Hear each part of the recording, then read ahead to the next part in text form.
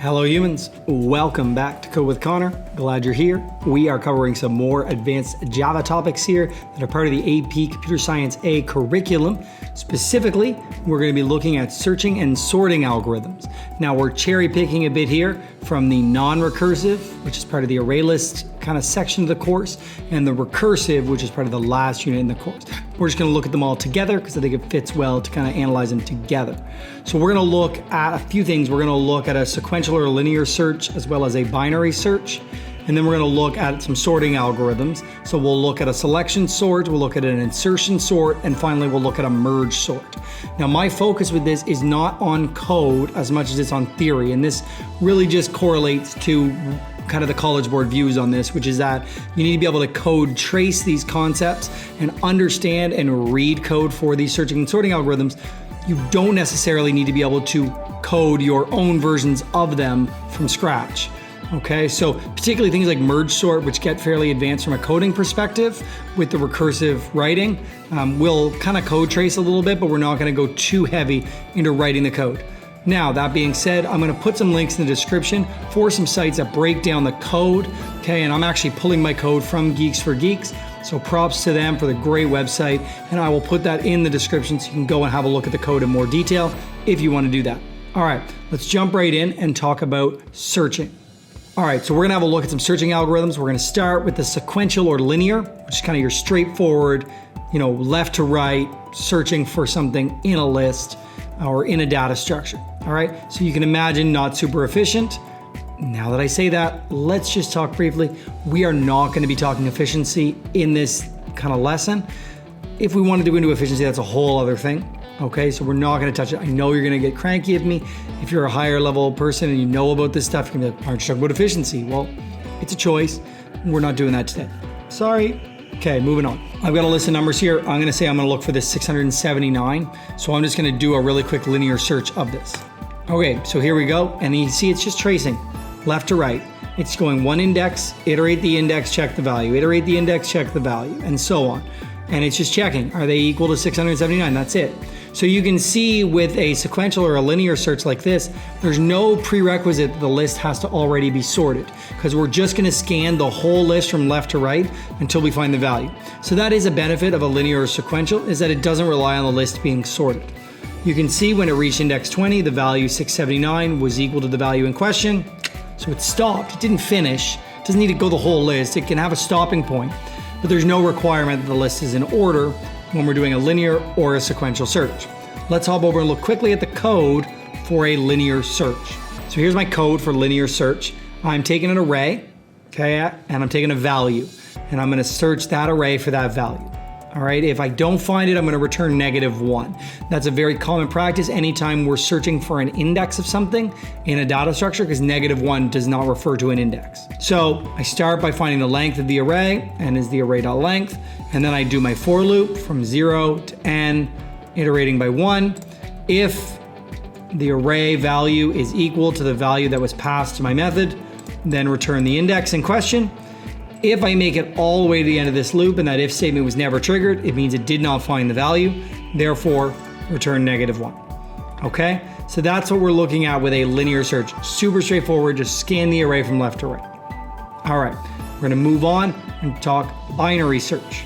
Okay, so this time we're gonna look for that same number, that 679, using a binary search. And the way the binary search works is it's gonna start at the beginning and the end index of our data structure.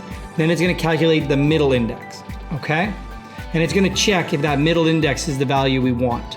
And if it's not, it's gonna shrink the list to either the first half or the second half, and then continue the process. So let's trace through it so we can understand it a bit better.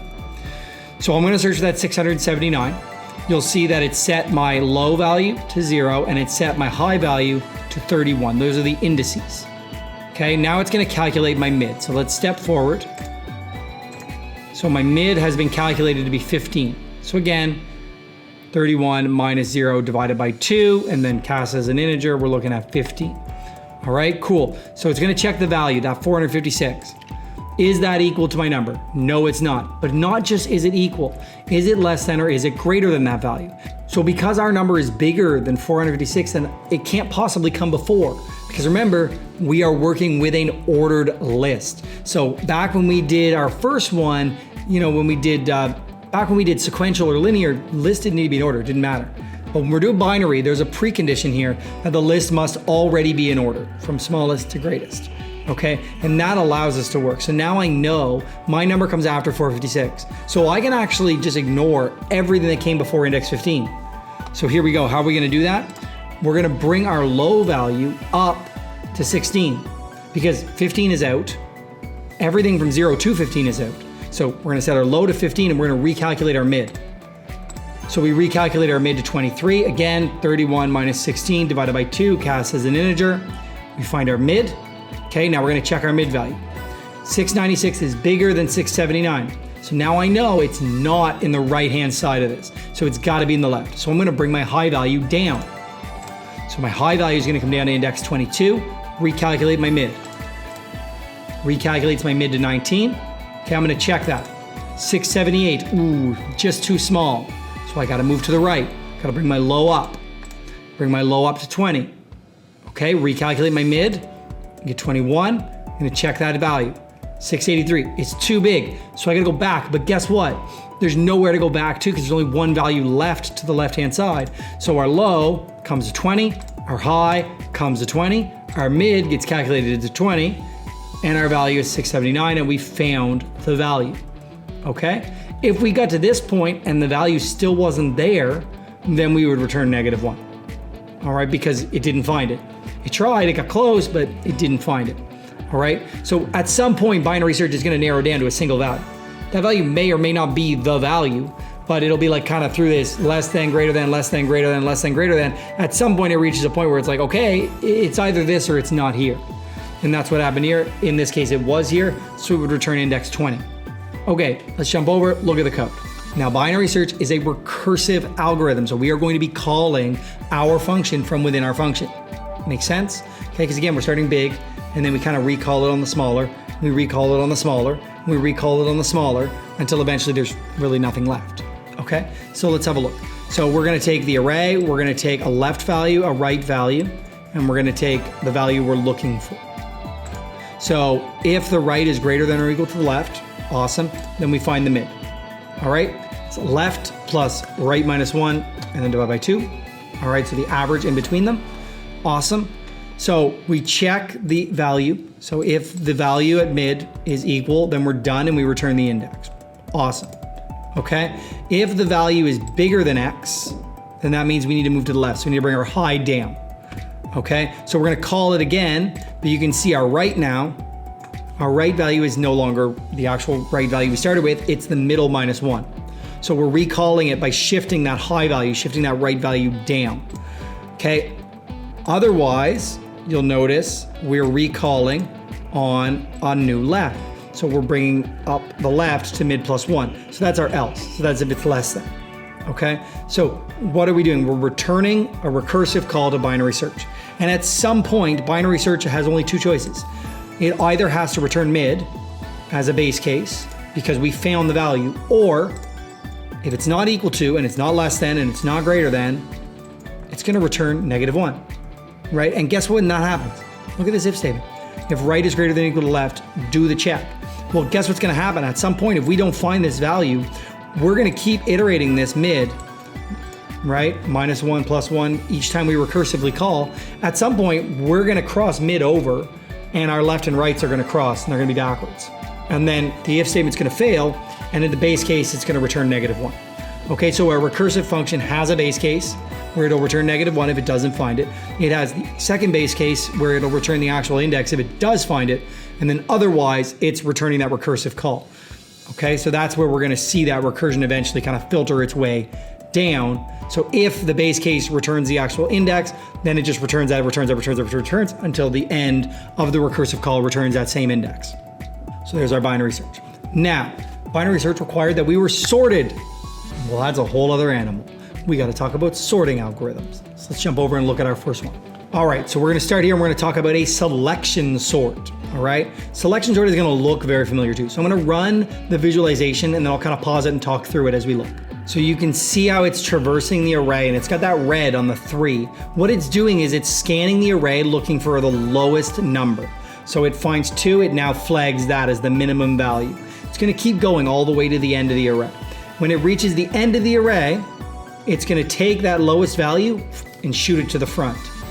Mark it as orange because now we're done with it. We're not gonna look at it anymore. So we're actually gonna start scanning now from the second position, from index 1. And again, we're scanning for the minimum in the remaining array. So currently it's 5, now it's gonna be 3. It's gonna keep scanning, 4 is no good, 19 no good, it's gonna get to the end, and it's gonna swap that 3 with index 1. Swapped. Now that's locked in. Now we're starting at index 2, and we're gonna continue the scan looking for the minimum value. And we're gonna continue this kind of process of going from our kind of new starting position to the end of the array looking for a min. Once we finish the scan, we swap the min with that starting position, iterate the starting position, and then keep going until we've reached the end of the array with the starting position, okay? We're gonna reach the end of the array many times. It's that starting position, once that has shifted to the end of the array, then we know that the array is in order, it's been sorted, okay? So I'm just gonna speed this up and we're gonna watch it finish.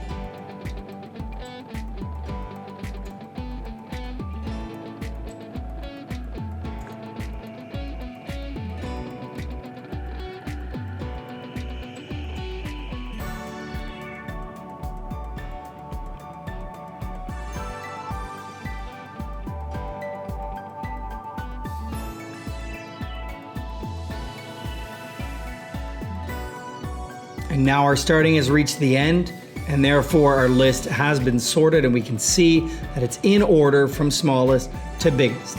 All right, so we call this a selection sort, okay? And you can see the pseudocode above my head. All right, so we're gonna repeat a bunch of times. We're gonna set that first unsorted element as our min, go through the whole thing looking for if something is actually lower than it, and then we'll do the swap with that first unsorted, and then iterate. Okay, let's have a look at the code for how we can do this. All right, so here's our selection sort code. So we start by finding the length of the array. Awesome, okay. Now we're gonna kind of move that boundary over. So we have one loop. That outer loop is gonna start at 0 and it's gonna go to the end, and that's gonna be our starting position. Okay, we're gonna start at 0. But then the next time it loops, we're starting at 1. And each time we're gonna go to the end. So we're gonna have a nested loop here. So you can see our nested loop here. So this one is starting at I plus 1, okay? So we've set 0 to be our minimum, and then we're gonna loop the remaining. Then we're gonna set 1 to be our minimum, and we're gonna loop from 2 on. We're gonna set 2 to be the minimum, loop from 3 on, okay? And that's kind of holding our starting position in the I value, and then our J value is our looper as we're working our way through the array, okay? So my minimum index is our I value, and then we're gonna loop through from there. So we're just checking if our current value is less than the value that's at our minimum index, okay? Then we reassign our minimum index to that new index, all right? And then once we finish the loop, that min index should point to the smallest value in the remaining array, okay? And that gives us a chance to do the swap. So then we do, remember with a swap, you have to use a temporary variable, okay? You can't do a direct swap. You've got to store 1, move 1, and then store back. So we do a temp is whatever was at the minimum index, so that's our minimum in the remaining array. Then we overwrite that with whatever was at our starting position, it's I, and then we overwrite our starting position with the value at temp. So that's completing our swap. And then I is gonna iterate, we've got a new starting position, and we loop again. All right, so little tricky, you got the nested loops there, you've got, there's a little play. You gotta take your time to get that code and kind of understand how it works. So that's our selection sort, that's the easiest of our sorts. Now we're gonna jump over, we're gonna look at insertion sort. Okay, so this is insertion sort. So again, we'll trace through, we'll explain as it goes. So insertion sort, you can see right away kind of what's happening. We're looking at the 38, deciding where it fits in the array to the left. Now we're gonna go to the 5, we're gonna be like, okay, no, it's smaller than 44, shift that over. Smaller than 38, shift that over. Is it smaller than 3? No, okay, we found the spot, stick it there. Let's go to 47. Okay, it's good, leave it where it is. 15, okay, no, smaller than that, shift. Smaller than that, shift. Smaller than 38, shift. Is it smaller than 5? No, up we go.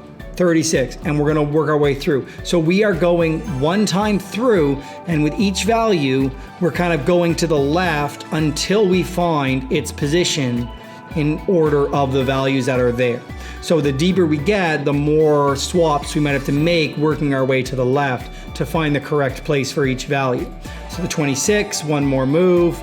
Always do the compare back to 15. Okay, stop, place it. 27, and we work our way through. All right, so let's watch this finish, and then we'll look at the code of how this works.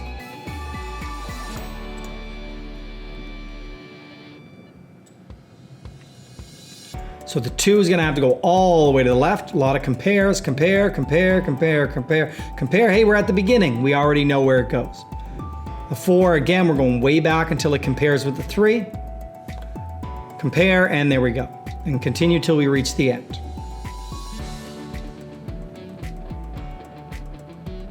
And there we go. We've got a sorted list using an insertion sort algorithm. Let's look at the code for how we pull this off. All right, so our insertion sort, we're gonna start by setting up the length, okay? We have our outer loop from 1 up to the end, all right? And then our J value is gonna be 1 less than our I value, okay? And that is because we're gonna pulling out that key value at I, and then we wanna move to the left from it. So we need to store that key value. And then as we shift to the left, we need room to kind of move everything up. So we're starting from 1 less, okay? And then we can shove everything up out of the way until we find the place to put the key value. So our J starts at 1 less than I, and our key is kind of the pulled out value at our position as we work our way through the array. So we work our way through the array, we pull key out, and then using a while loop, so while J is greater than or equal to 0, so as we move to the left, and the value at J is bigger than my key value, then that means I need to move that value over and get ready to check if my key goes there, okay? So while I'm greater than 0 and while the left value is bigger than my key, okay, then I'm going to move that value over, bring my key down, and then move that value over, bring my key down. And I'm gonna keep while looping that until one of those two statements is false. So either I reach the end of the array, in which case I found my home, or the value kind of at J is not bigger than key, which means that I've found my location for key, it's at I. All right, so array J plus 1 is now equal to key, and I lock that in. The value of J is not touched, we just checked it. Okay, so now I've locked my key position in. I iterate I, and I repeat the process over and over again. Again, this code's a little sticky. You've got to take some time, type it out, trace it yourself, kind of play with it. You know, again, we're not writing this code from scratch, so I'm kind of burning through it a little quicker than I would otherwise. But hopefully that makes, a little bit of sense. All right, now we're gonna move on with the most complex one, which is a recursive sorting. It's called merge sort. And again, I'm gonna visualize it. I'm gonna go through this code pretty quick. Okay, if you really want to dive into merge sort, go dive into merge sort. The links will be in the description. I'm not going to go too crazy with it, just because it does get a little bit more complex because we're running a 2-method structure in terms of merging 2 arrays together, which shouldn't be too hard for you. You should be able to do that. That part absolutely you need to be able to do. And then the second piece is the recursive merge sort piece, which uses the merge. Anyways, I'm getting ahead of myself. Let's go visualize merge sort. Okay, merge sort, here we go. Let's see if we can make any sense of this. Here's our whole thing. Start with those 2 elements. Okay, cool. They're in order. Let's go to the next 2 elements. Okay. Oh, they're not in order. Let's fix them. Now they're in order. Okay, now let's pull those 2 pairs of 2 elements into one array that has 4 elements, and let's put them in order. Okay, we've merged that. Okay. Let's repeat that process over again with the next 2 elements. 47 and 15, we're going to put those in order. Okay, we're going to shove those back up, kind of temporary as an array. Let's grab the next 2, 26, 36. We're going to put those in order. Okay, let's merge those 2 arrays into one sorted array of 4. So 15, okay, and then the 26, okay, and then the 36, and then the 47, okay. Now let's take our 2 4 arrays and let's merge those into a sorted array. So we're going to take the 3 from the red array. Okay, and then the 15 and the 5, no, we're going to take the 5, the 15 and the 38, take the 15, take the 26, take the 36, take the 38, take the 44, anything left over, we'll take the 47, okay? And we're going to run this whole shebang again on the right-hand side. So we're going to take the 2s, the 2 and the 27, the 4 and the 46, we're going to merge them, take the 19 and the 50, take the 48, we're going to merge them, and repeat the process. Let's watch it go. 2 and 27, put it back. 4 and 46, merge it, sort it, and put it back. Take those two arrays of 2 and merge them into an array of 4 in order. 2, and then the 4, and then the 27, and then the 46, and then shove it back. Okay, let's take the 19 and the 50, put them in order. Okay, 48's alone. We'll kind of treat it like it's a thing anyway. 48, okay, let's merge those 3. Okay, good, and we're merged, and back up. And now we'll take all 7, and we're gonna merge those. 2, and then 4, and then 19, and then 27, 46, and then anything that's left over. Okay, beautiful. Now let's merge our 8 and our 7 into our final sorted list.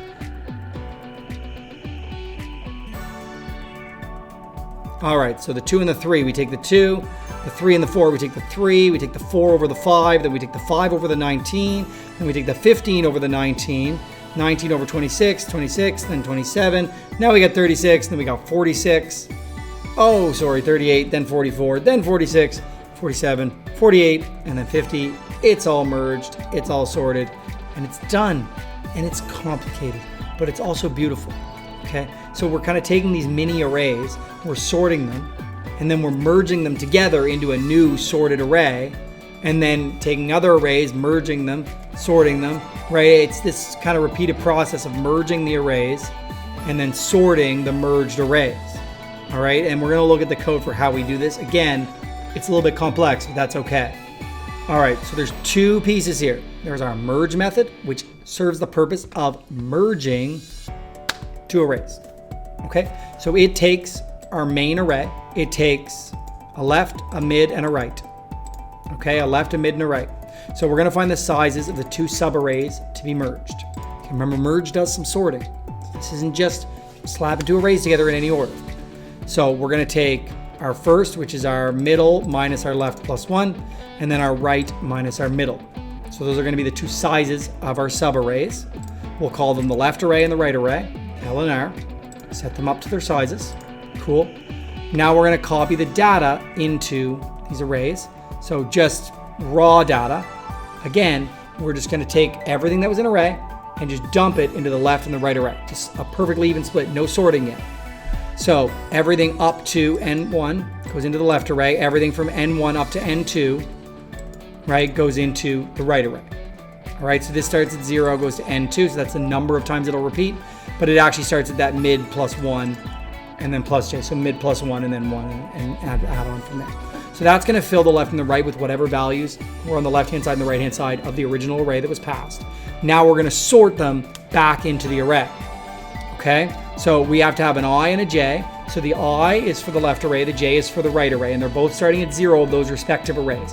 Because we might iterate I 3 times and then iterate j once. It's not going to be consistent, okay, because it all depends on the size of the values in those arrays. So while I is less than N1, so that's keeping us within the size of the L of the left array, and j is less than N2, again, keeping us in the size of the right array, then if the left value is less than or equal to the right value, then we're going to keep the left value. So the main array, position K, which is starting at L, which is the left value that we wanted this whole shebang to start at, is equal to that value. And then we iterate I, which is our left iterator. Otherwise, okay, so otherwise, if left is not less than or equal to right, then that means right must be bigger than left. So array K is now equal to the right, and we're going to iterate the right iterator, the j. Okay, and then when all that's done, we're going to iterate our K, so that now we're ready to check the next one. And whether we pull it from the left or we pull it from the right doesn't matter. This is going to run until one of the arrays, left or right, runs out of values. Okay, so we've pulled everything from either the left array or the right array. So at that point, we just need to get anything that's left over, because one of them is going to have something left over. So if I is less than N1, then we're going to run the while loop, which means there's something left over in the left array. And we're just going to literally just pull.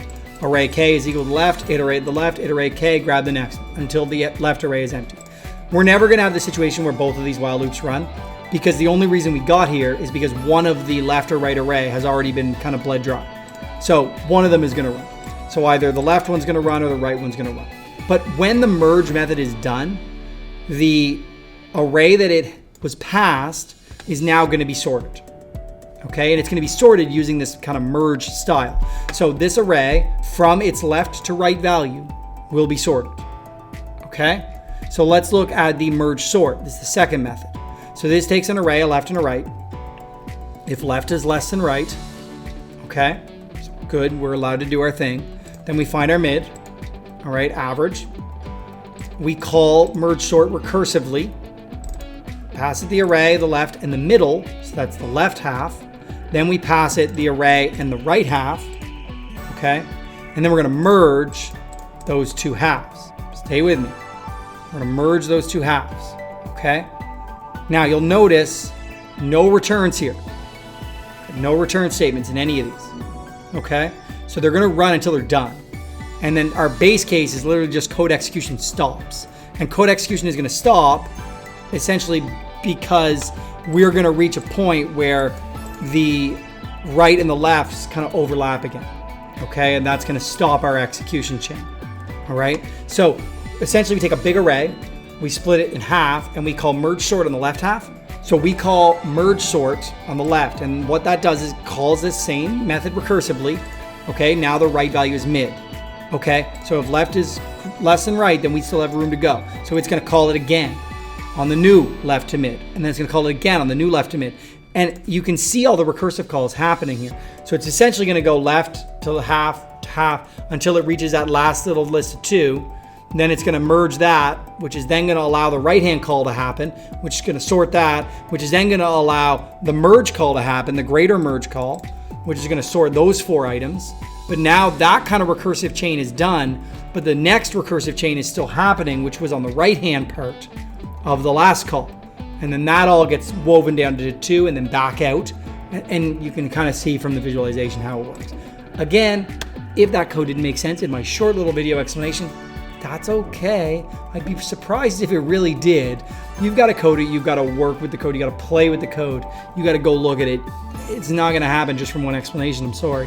It's just not that easy, okay? So the links are in the description, go check it out and then see how you get with it, let me know. Again, it's a high level concept. This is one of the last things you learn in AB Computer Science. So if it's easy, then good for you, that's awesome. If not, then you might have to put in some work and that's okay. So put in the work, play with it a little bit, see what you can do with it. Hop on over to some different websites like Practice It or Coding Bat and try some practice problems and see if you can pull them off. Good luck. Thanks for checking it out. If it's your thing, like, share, subscribe. I like making videos, so if that's your thing, keep doing it, and I'll keep doing my thing, and hopefully people will learn something. It's the goal. See you, humans. Have a good one.